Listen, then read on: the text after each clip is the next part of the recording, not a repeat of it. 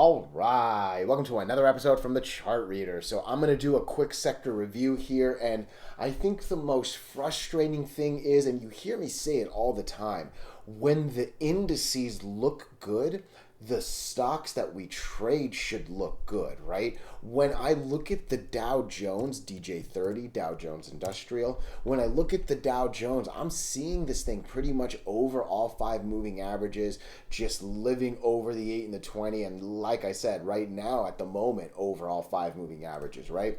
When I look at the S&P 500, almost an exact mirror of the Dow Jones. Right now, over all five moving averages, just riding the 8 and the 20 on up. I mean, when these two look good, so should our stocks, but that's not the case. Tilray under most of the moving averages, right? CGC, I believe, under all the moving averages right now. ACB kind of trying, looking a little all right, I guess. SNDL from what looked fantastic to now under most of them, right? MSOS was kind of a something, not too bad. And then HITI coming with good earnings, good revenues, good earnings per share, all of a sudden at the bottom of all the moving averages again, right? Like it is utterly disappointing. It is utterly frustrating. But again, I'm here using these moving averages. I'm here using these lower indicators. I'm here trying to stay as unbiased, impartial, whatever word you want to use, right? Believe me, I want these to go up. Believe me, I would get so many more views if I was like, tomorrow's the day, tomorrow's the day.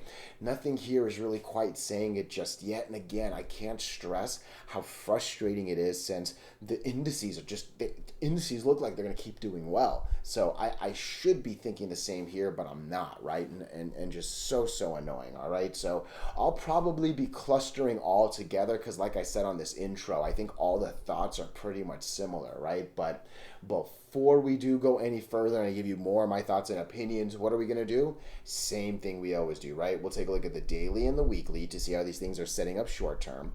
We have our five moving averages.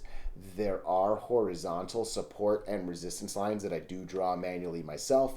And then when we are done up here, we'll use the MACD, RSI, and volume as our lower indicators. Hey, really quickly, if you can, please subscribe to this channel. Share this video online with your friends. Comment good or bad if you disagree. Look, anything you can do helps so much with these YouTube algorithms. But for real, just being here, giving me your time, oh, I'm so grateful for it, all right? So the main reason why I group Tilray and CGC as essentially the number one and the number two is volume, all right? When I look at Tilray, any given day, I'm expecting to be in the high millions, right? 14 million is a high number for sure. When I look at CGC, it's generally lower, but hey, it's at least in the millions, right? As I start to look at the others, you got SNDLs pushing a million. That's not too bad, actually. ACB, you're under a million. You're at 500K. MSOS, where are you? Oh, you're at 6 million. Interesting. I didn't think you were that high. And then High Tide's another one. You're in the 400s, right?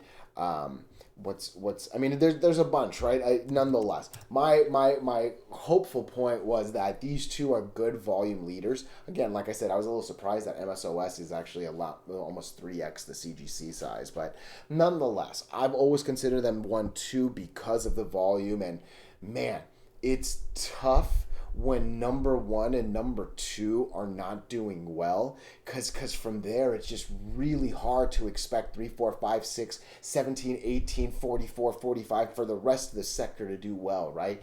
With EV stocks, Tesla is that number one, right? I think people argue on this sector what number one is for so many different reasons, right? Fundamental reasons, future outlook reasons, this and that, right? I'm just a technical guy. I'm trying to make all of these equal essentially, right? But Tilray needs to do well for me to believe that the others will, right? Like Tilray to me is the Tesla to EVs. Tesla needs to do well for all of them to do well. Believe me, there'll be times when an offlier goes well while the main one goes down, right? But we're looking for sustainability. And look, I've said it for so many videos. We need this 203 to break, and that still hasn't changed for a while. Our 200 moving average has pretty much been flat not even pretty much, it's been literally flat since late July, right? Once this thing starts to maybe come down at a steeper angle, because you'll see it, the 100 moving average finally did it, right? So this will eventually do it too. Once that steep drop comes, hey, maybe I can lower this line. But for now, we obviously need to break all the moving averages. And for me, 203 is a good enough break, right? Because yes, you'll be physically over, you'll be physically over, you'll be physically over, you'll be physically over. To me, in my opinion, this is good enough, right? There are levels of good, right? You can hit a $5 scratcher, you can hit a $50 scratcher, and you can hit a $5 million scratcher, right? I'll tell you which one I want, and for me, what I want is a good break of 203 on this, all right? I'm very, very happy that this 160 maintains its strength, all right? We've seen it do the job. Boom, boom, boom, boom, boom. I'm getting a little worried, though, that those spikes on that line aren't as high. And it's just a little concerning that we're starting to hit it a little bit more in closer time frames, right? We hit it, we don't really come back for several months. We hit it in a bunch of months, but not as long as this one. We've now hit it in only a couple months, and hey, I don't want to come hit it again in only a couple months, right? So hopefully we can avoid the line, but yeah, 162 has been doing very well. 151 is our death line. We do not want to go under that 151, all right? Listen, Tilray needs to get over 203. When you look at the weekly, it's literally the same story, right? Obviously we want to get over the 50 moving average. Obviously this would be over, obviously this would be over and all that, but yeah, get me over that line. Get me over that line and make me believe. You can argue that I can probably lower the weekly line to like 195. And as I'm looking at it, I can see 195 being a good line based on the weekly. I don't think 195 is enough. I just don't. I think that's too close to the 200 on the daily that it's not worth moving my 203. All right. So volume's not bad. Volume is basically living at the 50-day line. It's not over it. You know, I like to be over it, and you know, I want good green candles over it. Right. But volume's not bad. It really isn't. The issue is too many moving averages. And really, the issue is a lack of political news. I saw a CNN headline. CNN is a relatively liberal site. I know a lot of the conservatives don't like CNN. I hope that's a right thing, and I hope I'm not right. You know, I'm not here to talk about politics and stuff, but even CNN keeps saying it's a really close race. They keep using the word neck and neck and tied and this and that, right? So we are so close to the election, and we really don't know what's going to happen, right? I've been saying we need a clear loser that needs a home run swing to win. We're not at the place where that's the case. I think both are very legitimately tied, or maybe one's just a little bit higher, and you don't want to make too loud a thing, all right? I saw something from Linda. I didn't really read the whole thing. It looks like there's some like negative comments coming from Waltz. Again, I didn't really read these. Came from Marijuana Movement. I've always said that's not the best of publications in my eyes. It really isn't, right? Like, they need to write about the sector every single day, and truth be told, there is not news about this sector every single day. So they're probably going to squeeze the juice out more than most things, right? So I think unless you see it from a really reputable site, I think neither politician has been not even like remotely, I couldn't get a good adjective out, right? Like, this has been such a non-factor, and it's really annoying. All right, let's look at CGC real quick. I imagine it's going to be, I mean, this one, oh man, this is horrible. All right, like I couldn't even get the words out, right? I mean, we basically went from this support, we lost the support, we came all the way down, we're now sitting at this support. This support better hold. We see an interesting doji. We're obviously under all 5 moving averages. Is that all-time lows? It's not all-time lows, but I mean, look what happens under this line. Red, red, red, green, green, green. The only other line that I can probably draw is that. I don't even think that's a good line to draw. It's not. Oof. That's the line I would draw. If we lose if we lose $4.54, we're coming down at 375 really quickly. I don't think that there's a support in the middle of this that's going to catch it really well. All we're doing is just trading under the 8. We're not even remotely touching the 20. We're like this is tough, all right? If we can get into the like $4.80 range, maybe there's a reason to believe it can make a decent run up to a nice 5 number. Red could make a nice green, especially with a channel like that between the 20 and the 50, but I don't know if this support's going to hold. I'll be real honest with you. What does it look like on the weekly? Man, this is a chart where I would want to look at my personal one, the 1 and the 2, to see what a couple other indicators look like. Man, this looks scary. It really does. Because end of the day, I live and die by the moving averages, and these moving averages are telling me we're under all 5, right? Like, I'm not here hoping and wishing and praying and crossing my fingers and my toes and my tongue and my eyes, hoping that we can, like, nah, we're under the lines. We've been under the lines, and this thing needs to prove itself before I'm going to believe anything else. You know what I mean? So, 486 might be the safest of lines. Again, there is no such thing as safe in this crazy stock market, but yeah, I'm here looking at a stock under all 5 moving averages, and that's what I gotta believe that this thing is going to continue to be, right? So number 1 and number 2 don't look that good. Number 2, in my opinion, CGC, again, I know that's arguable, and it's definitely an opinion. I have no facts behind it saying that those are in 1 and 2.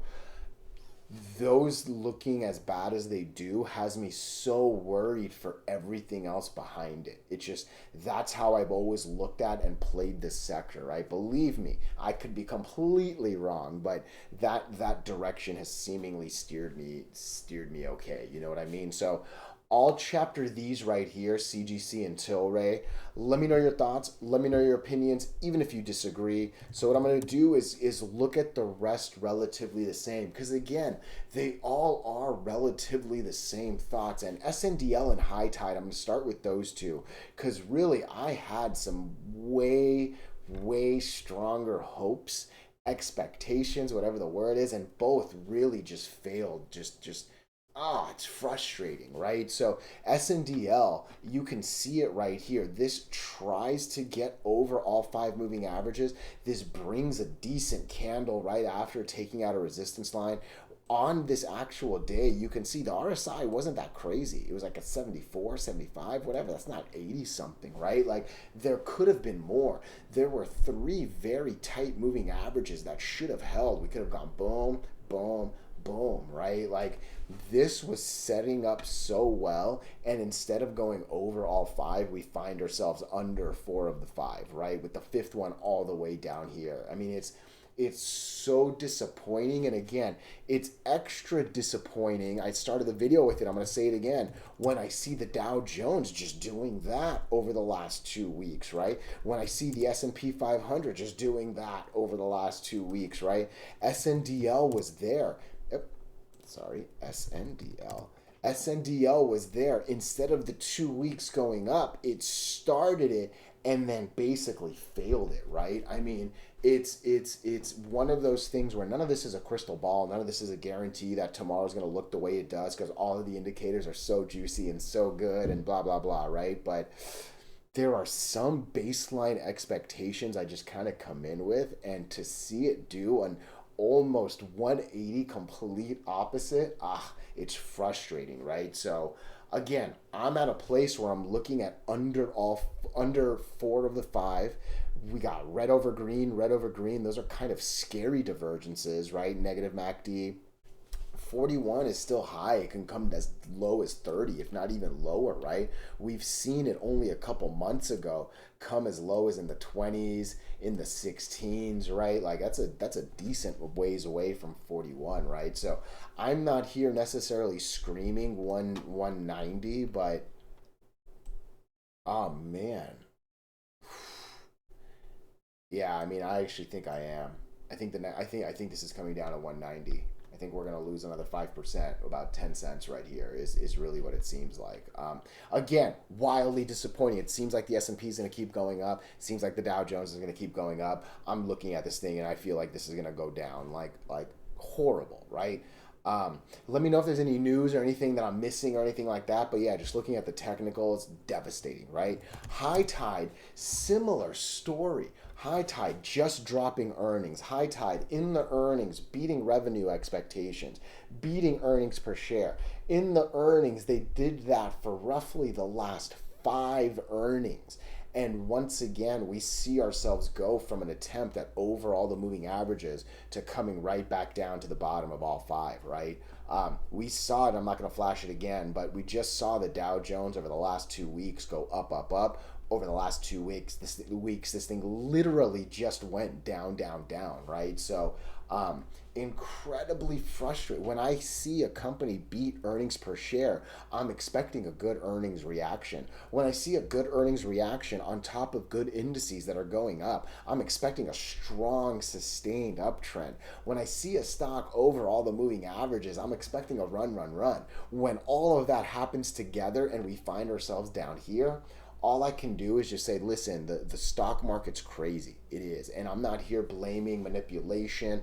I'm just here saying it's so irrational. I'm not here wasting my time trying to figure out why. You know what I mean? I think this was a really good drawn line. It was, and normally I don't toot my own horn on my manual lines. Obviously, I think these computer generated lines are way better than my little human manual clicks.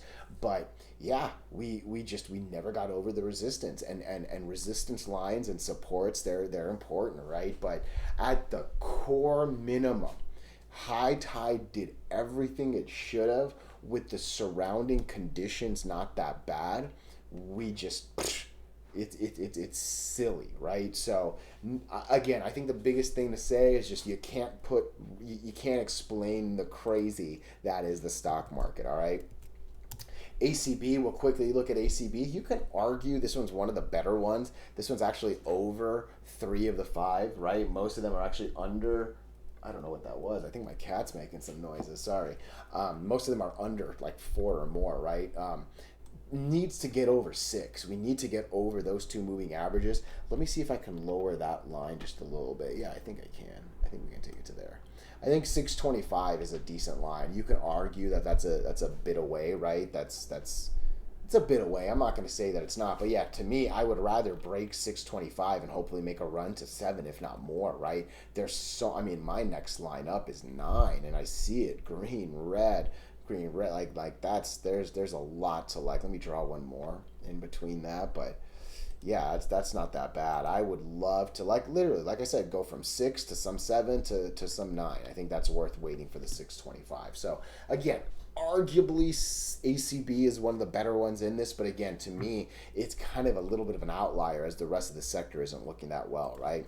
MSOS, a little bit similar to ACB. This one's at least over 3. Most of them, like I said, are under 4 or more, right? But yeah, it's just not quite a true break of the 50. Obviously, we're over it as of today and yesterday, but yeah, we've been struggling with that red line for sure, right? That's a really odd RSI difference than the MACD, right? Like normally they're a little bit different, little bit like one's maybe going up, like that's a hard difference right there. And yeah, I don't know. I just don't know if I'm believing the break of the 50, let alone all 3 of them, right? So I still would say ACB is the best one. And again, like the common theme across these is you got to break the resistance over all the moving averages, and that's still it here, right? You got to get over 850 basically. So I think I covered all of them here. Let me know if I missed any. Otherwise, hey, let me know your thoughts. Let me know your opinions, even if you disagree. Oh, I appreciate you so much.